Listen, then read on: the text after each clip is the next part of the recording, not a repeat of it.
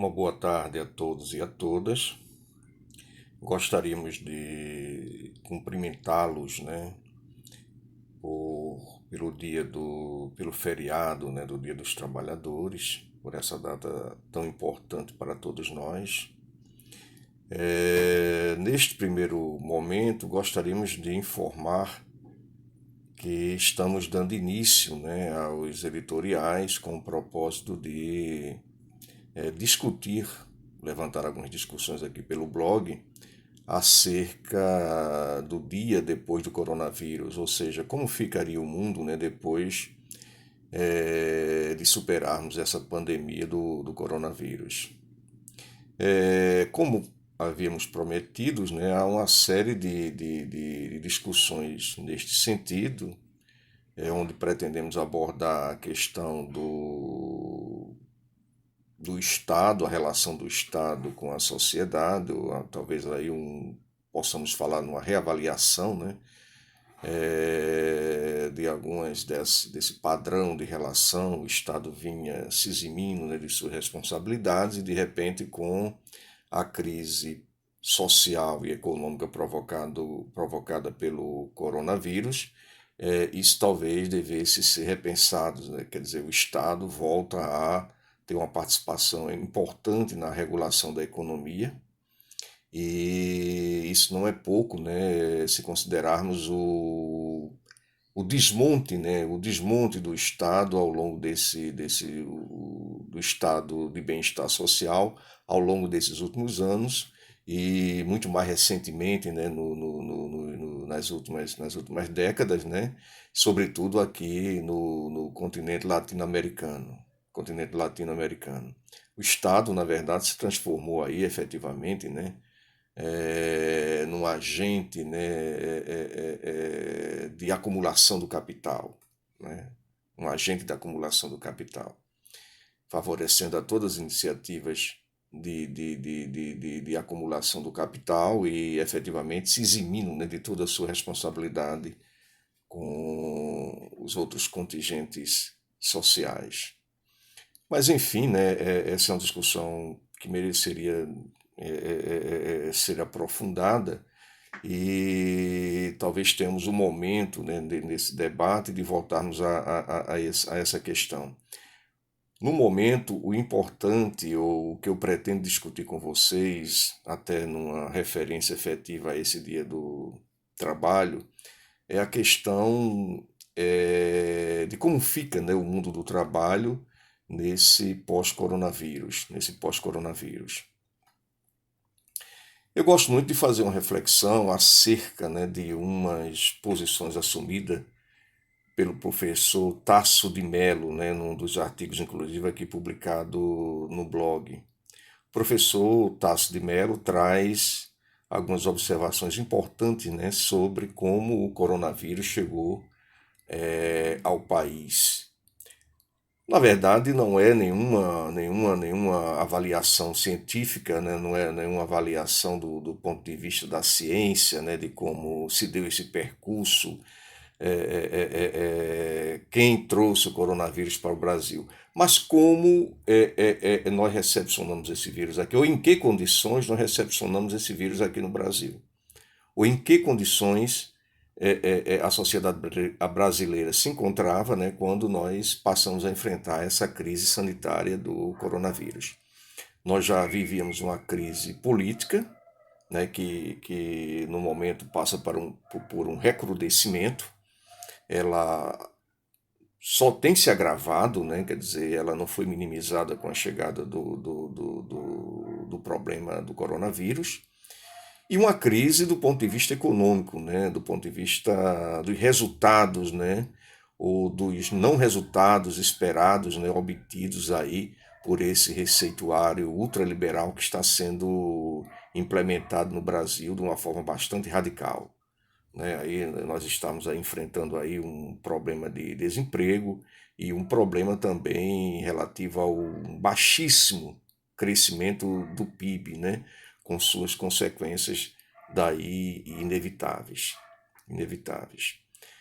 Muito bem, então o professor Tasso de Mello observa duas questões observa um quadro, né? Um quadro assim bastante cinzento, né? Quando focado, né, na questão do trabalho, né?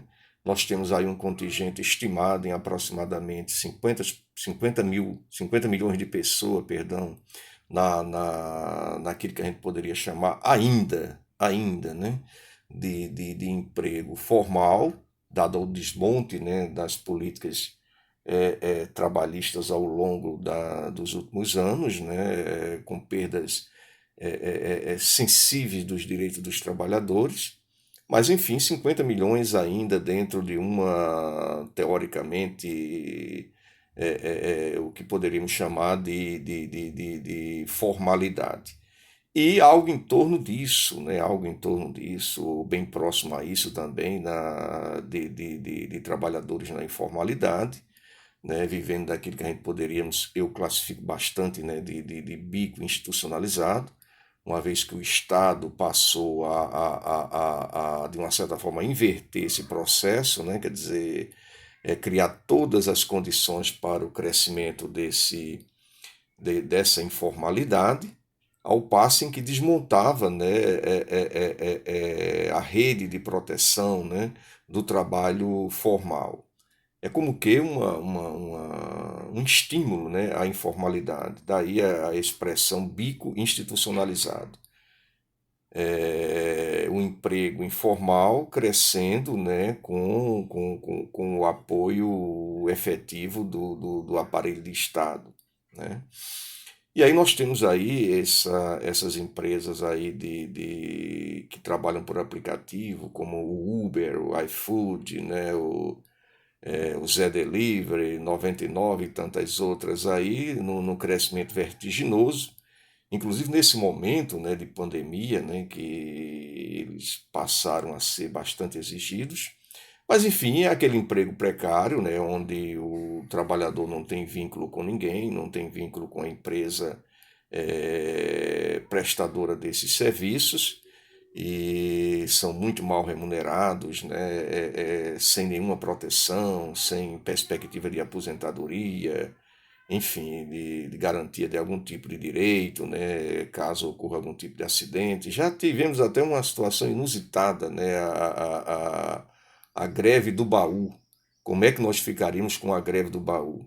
Há até uma boa interrogação nesse momento, né? Se essa turma resolver parar e deixar de entregar as nossas mercadorias, né? Como iremos sobreviver diante do fato de que estamos sobre um regime de quarentena e que não quase se recomenda não sair de casa.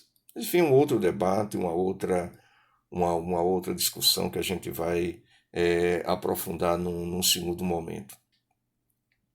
O fato concreto é que temos esses dois contingentes, e agora, né, com programas de socorro, né, o benefícios concedidos pelo Estado àquelas pessoas que estão absolutamente desprotegidas e desamparadas, nós passamos a verificar um outro quadro assim, até mais desolador, né? É aquele grupo, um contingente bastante expressivo de pessoas, algo em torno de 46 milhões de pessoas, totalmente invisíveis, absolutamente invisíveis, né? Pessoas,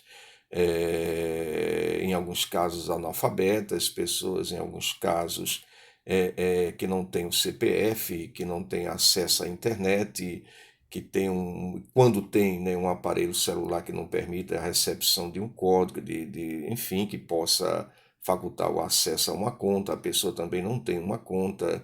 Um quadro assim bastante preocupante e que coloca essas pessoas numa vulnerabilidade, num quadro de vulnerabilidade absoluta, né? Porque precisam se submeter a filas quilométricas em agências da Caixa Econômica, ou então da Receita Federal para regularizar o seu CPF, para poder fazer jus ao recebimento do benefício. Essa política neoliberal, o receituário neoliberal, né, ela não vem surtindo os efeitos esperados, né, aí pelo Posto Ipiranga, né? O Posto Ipiranga, inclusive, já já foi até, de uma certa forma, desbancado.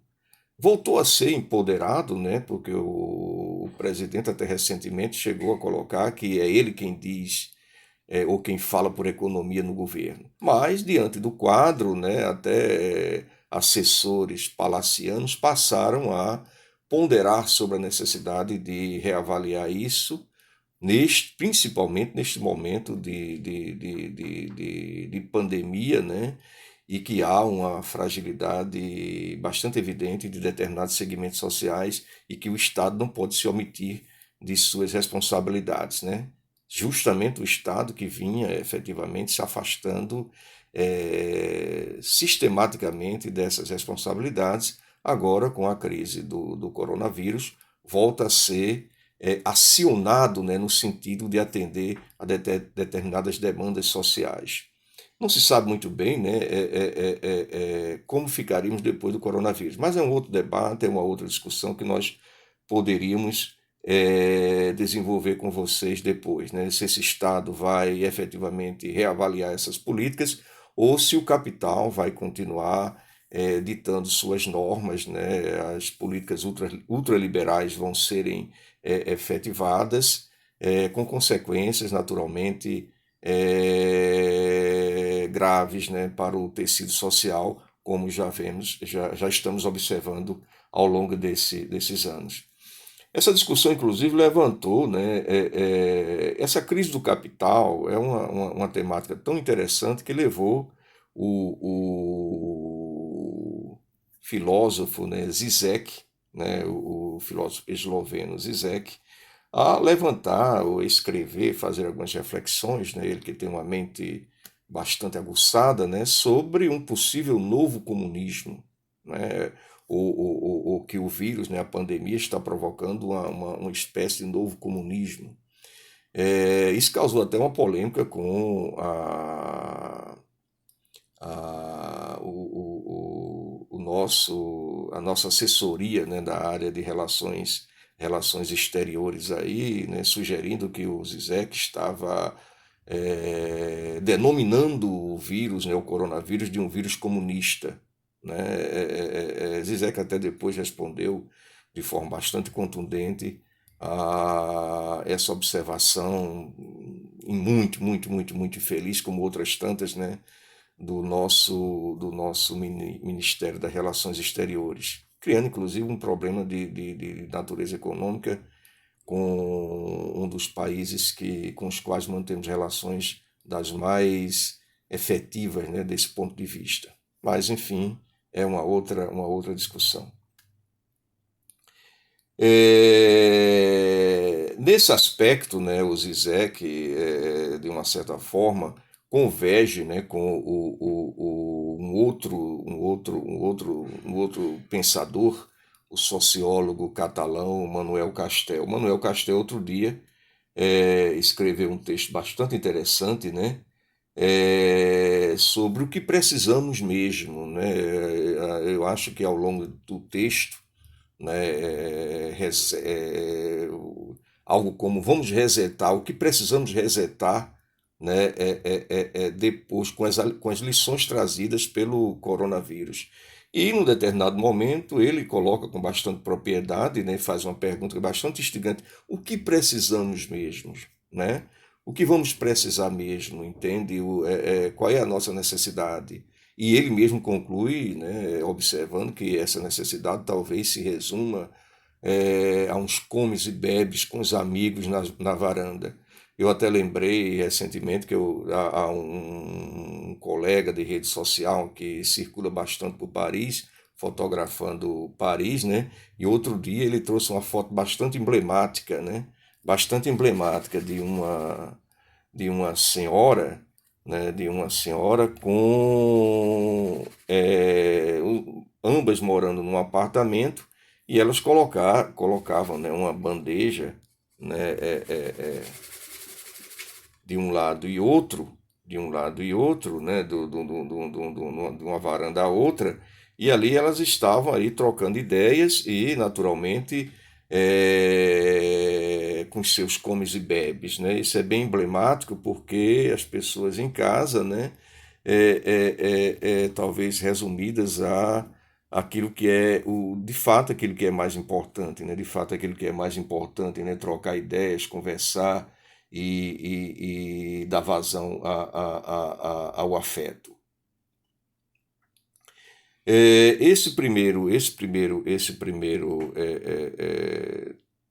Essa primeira discussão, né? Ela vai ter prosseguimento no outro momento, quando a gente adentrar sobre essa questão, por exemplo, dos empregos essenciais, né? Os empregos essenciais, por exemplo, outro dia a gente normalmente remete, né, aquelas pessoas que trabalham na rua, aquelas pessoas que se expõem ao vírus, aquelas pessoas que trabalham na limpeza, os garis, os trabalhadores, os entregadores de delivery, né?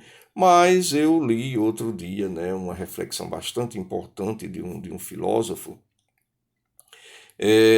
fazendo um questionamento bastante interessante, né, colocando entre aspas os essenciais, né, e os essenciais entre aspas, né, para perguntar se de fato, do ponto de vista do capital, quem são esses trabalhadores essenciais, né? Se aqueles que estão na linha de frente se expondo ao problema do coronavírus, né? Talvez se expondo para salvar, talvez não necessariamente se expondo para salvar vidas, ou aqueles que estão no seu home office, né? Protegidos em casa, né? De fato, quem são esses trabalhadores essenciais? É uma boa pergunta e a gente pretende discutir no próximo momento.